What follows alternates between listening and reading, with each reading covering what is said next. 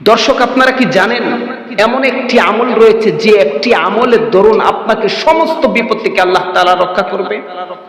সমস্ত বিপদ আপদ মুসিবত সব কিছু থেকে আল্লাহ তাআলা আপনাকে হেফাজত করবেন।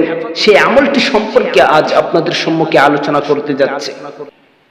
আসসালামু আলাইকুম ওয়া রাহমাতুল্লাহি ওয়া বারাকাতুহু।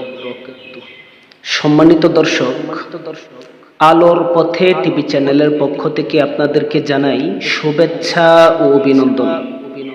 আমি আপনাদের সাথে আছি মোহাম্মদ উসমান গনি সেলিম।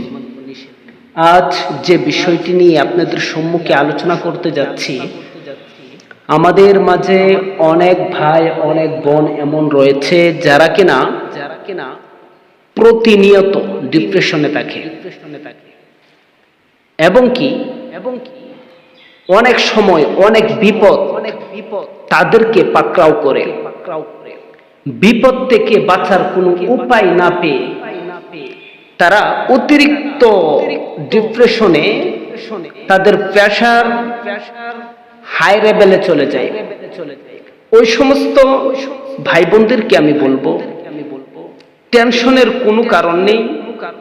যত বড় বিপদে আপনার আসুক না কেন, আপনার পিঠ যখন দেয়ালে ঠেকে যাবে, এই মুহূর্তেও যদি আপনি এই একটি মাত্র আমল বেশি বেশি করতে পারেন, আল্লাহ পাক রব্বুল আলামিন আপনার সমস্ত বিপদ আপদ মুসিবত এবং ঋণগ্রস্ত হলে আপনার সমস্ত ঋণকে আল্লাহ তাআলা দূর করে দিবেন এবং পৃথিবীর সমস্ত বিপদ থেকে আল্লাহ তাআলা আপনাকে রক্ষা করবেন।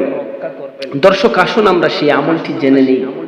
সেই আমলটি হলো, যে ব্যক্তি প্রতিদিন কমপক্ষে 100 বার আস্তাগফিরুল্লাহ আস্তাগফিরুল্লাহ এতটুকু শব্দ 100 বার পাঠ করবে, আল্লাহ পাক রব্বুল আলামিন পৃথিবীর সমস্ত মুসিবত থেকে তাকে রক্ষা করবেন।